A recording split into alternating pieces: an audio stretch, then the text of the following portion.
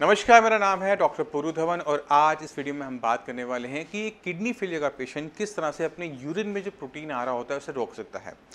Urine में protein आना ये ऑलमोस्ट हर किडनी फेलियर पेशेंट की दिक्कत होती है। इस यूरिन में जो प्रोटीन लीक हो रहा है उससे बॉडी में बहुत सारी दिक्कतें पैदा होती हैं। अगर आपकी बॉडी में प्रोटीन कम हो जाएगा तो हीमोग्लोबिन कम बनेगा, बॉडी में थकावट बनेगी और patient weak day by day होता चला जाएगा। तो यूरिन में प्रोटीन को कंट्रोल करना ज़रूरी हो जाता है हर किडनी फेलियर पेशेंट के लिए। बट इसे कैसे किया जाए ये समझना ज़रूरी होता है। उसके लिए आपको मेरे साथ चलना पड़ेगा थोड़ा सा और मेडिकल गहराइयों में समझने के लिए कि ये यूरिन रिलीज़ ही क्यों हो रहा है। जब किडनी को नुकसान होना शुरू होता है तो किडनी के अंदर जो नेफ्रॉन्स होते हैं जो कि ब्लड को फिल्टर आउट करते हैं, क्रिएटिनिन को अलग करते हैं, यूरिया को अलग करते हैं, उनमें आप मान लो कि इन्फ्लेमेशन आ जाती है, सूजन आ जाती है। सूजन आने की वजह से जो प्रोटीन को वो होल्ड करते थे वो लीक आउट होना शुरू हो जाता है और यूरिन हमारा जो होता है वो थोड़ा सा गदला यानी वो मिल्की हो जाता है। अब जो प्रोटीन लीक हो रहा है उसकी वजह से आपके यूरिन में झाग की मात्रा बढ़ जाती है। जैसे आप यूरिन करते हैं तो देखते हैं कि वहाँ पे बहुत ज़्यादा झाग बन रही है। अब इस प्रोटीन को अगर हमने कम करना है तो हमें क्या करना पड़ेगा, किडनी के अंदर जो स्वेलिंग है, जो इसकी बेसमेंट मेम्ब्रेन है, जो नेफ्रॉन्स है, वहाँ पर जितनी भी इन्फ्लेमेशन है उसको दूर करना पड़ेगा। इसके लिए हमें क्या करना पड़ेगा, हमें अपनी किडनी को जो नुकसान पहुँचा रही चीज़ है उसको वहाँ से हटाना पड़ेगा। तो अपनी आपको समझने की कोशिश करो, अपने आप से कुछ सवाल करो और देखो कि कौन सा सवाल का आंसर आपको अच्छे से मिल जाता है। तो मैं आपसे सवाल करता हूँ, आप ट्राई करना इसी तरह से। क्या आपका बीपी हाई रहता है? अगर हाँ तो बीपी एक बड़ा कारण हो सकता है। क्या अगर आपकी किडनी छोटी हो गई है, आपने अल्ट्रासाउंड करवाया, उसमें पता लगा कि किडनी का साइज़ छोटा हो गया, अगर हाँ तो आपकी किडनी की श्रिंकेज के पीछे भी बीपी ही आपका सबसे बड़ा कारण है। क्या आपको लंबे टाइम से शुगर बनी हुई है? अगर हाँ तो ये जो है ये 80% पेशेंट्स में काम कर जाता है। अगर बीपी की दिक्कत आपको है, शुगर की दिक्कत आपको है तो ये आपकी किडनी को नुकसान पहुंचा रहे हैं। अगर इनके लेवल नॉर्मल लेवल से ऊपर बने रहेंगे तो ये नुकसान चलता रहेगा, ना किडनी का ख़राब होना रुकेगा, क्रिएटिनिन भी बढ़ेगा और यूरिन में प्रोटीन भी आता चला जाएगा। तो हमने सबसे पहला काम क्या करना है, हमने इन चीज़ों को अपनी बॉडी से दूर निकालना है कि हो गया नुकसान, ठीक है, हमें और नुकसान नहीं चाहिए, तो इस बीमारी को बाहर करो कि हम एक तरफ फोकस होकर अपनी किडनी पे काम कर सके। तो बीपी के जो लेवल्स होते हैं वो होते हैं 120/80 mm of Hg, जो हम सुनते हैं 120/80। ये 120/80 एक नॉर्मल इंसान के लिए होता है, लिखा होता है एवरेज नॉर्मल ब्लड प्रेशर। तो एवरेज है किनका? नॉर्मल लोगों का ब्लड प्रेशर।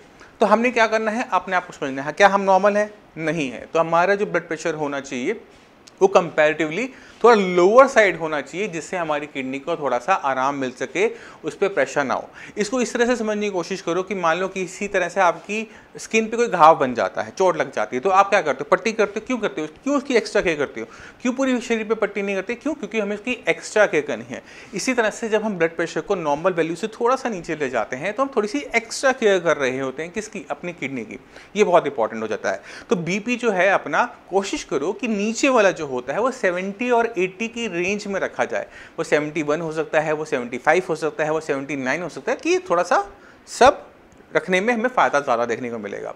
दूसरी चीज़ हमने क्या करनी है वो है अपने डायबिटीज़ पे काम। अगर आपको डायबिटीज़ है और आपकी शुगर 180 को क्रॉस करके रहती है, 200 आती है, 200 250 आती है, 300 आती है, तो इतनी हाई शुगर में किसी की भी किडनी ख़राब हो जाएगी। तो अपने आप से सवाल करके देखो एक बारी, क्या आपका शुगर लेवल नॉर्मल रहता है? Yes and no. अगर आप ये आपके मन में आता है कि हाँ सुबह की तो ठीक आती है बट खाना खाने के बाद वो 250 पहुँच जाती है, तो ये नॉर्मल नहीं है किडनी के हिसाब से। हमें 24 घंटे अपने शुगर लेवल्स को कंट्रोल में रखना होता है। तो अगर आप फास्टिंग लें, पीपी लें, चाहे रैंडम लें, अगर ये तीनों ही लेवल 180 के नीचे नीचे रहते हैं तो आपकी किडनी का नुकसान नहीं होता। हो सकता है कि आपका HbA1c बढ़कर आएगा, आपको शुगर बनी रहेगी, मगर शुगर इतनी ज़्यादा नहीं है कि आपकी किडनी को नुकसान पहुँचा सके। तो आपने क्या करना है, अपनी पूरे 24 घंटों की शुगर को 180 से बिलो रखना है, जिससे शुगर की वजह से कोई नया नुकसान किडनी को ना जाए। अगर ये दो चीज़ें हम कंट्रोल में कर लेते हैं तो हमारे किडनी को नुकसान और होगा नहीं होगा। क्या प्रोटीन में आराम मिलेगा? बिल्कुल मिलेगा। तो ये चीज़ें आप समझ गए, बेसिक चीज़ें। बट यूरिन में प्रोटीन आने के बहुत सारे कारण और भी होते हैं, इवन स्ट्रेस तक भी होता है। पिछले कुछ दिनों में हमने कुछ ऐसे पेशेंट देखे हैं जिनकी लाइफ में किसी ना किसी कारण से बहुत स्ट्रेस बना हुआ था। ना उनको बीपी था, ना शुगर था, सिर्फ स्ट्रेस उनकी लाइफ में बहुत ज़्यादा बना हुआ था। जब हमारी बॉडी में बहुत ज़्यादा स्ट्रेस बना हुआ होता है, हमें नींद प्रॉपर नहीं आ रही होती, तो बॉडी में कुछ ऐसे चेंजेस आते हैं कि बॉडी रिपेयर नहीं हो पाती। हमारी बॉडी में जितनी भी सेल्स हैं, छोटी छोटी कोशिकाएँ हैं, वो मरती हैं और उनकी जगह नए सेल ले लेते हैं। अगर सोचो कि वो सिर्फ मरे और नई जगह ना ले पाएँ तो क्या होगा? तब हमें देखने को मिलता है अलग अलग टाइप की बीमारियाँ। ये बीमारियों में से एक हो जाता है किडनी फेलियर, कि किडनी के सेल्स मर तो रहे हैं जो कि नेचुरल प्रोसेस हैं, बट उनकी जगह नया सेल्स आके नहीं ले रहे। तो हम क्या देखते हैं कि वहाँ पर इन्फ्लेमेशन, सूजन बढ़ जाती है और यूरिन में प्रोटीन रिलीक होना शुरू हो जाता है। अब ये जो यूरिन में प्रोटीन आ रहा है उसके पीछे ना बीपी है ना शुगर है, हमें आगे पीछे कुछ और देखने को नहीं मिल रहा। तो ऐसे केसेस के अंदर भी हमें ध्यान देना पड़ता है कि जो उसका मेन कॉज है वो वहाँ से हट जाए।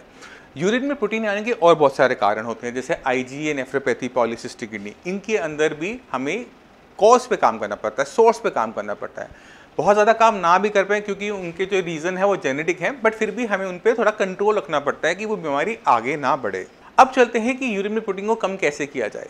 जब आप इन कॉजेज़ को हटा देते हो या इनको कंट्रोल कर लेते हो तो काफ़ी हद तक आपके यूरिन में प्रोटीन ऑटोमेटिक तरीके से कम हो जाता है, क्योंकि कोई नया नुकसान नहीं हो रहा।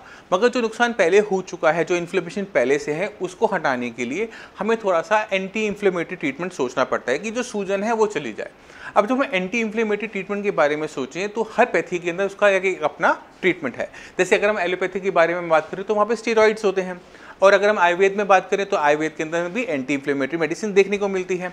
अब जो स्टेरॉइड्स होते हैं उनका अपना एक फिक्स नुकसान है, जो कि हम सुनते हैं, देखते हैं कि अगर हमने स्टेरॉइड बहुत लंबे टाइम से खाया तो हमें ये नुकसान हो जाता है। अगर हम आयुर्वेद के बारे में बात करें तो जब हम एंटी इन्फ्लेमेटरी ट्रीटमेंट कर रहे होते हैं तो कोशिश करते हैं कि जो किडनी की फंक्शनिंग है वो भी बढ़े। क्यों? क्योंकि उससे क्रिएटिनिन भी हमें देखने को मिलता है कि वो डाउन होना शुरू हो जाता है।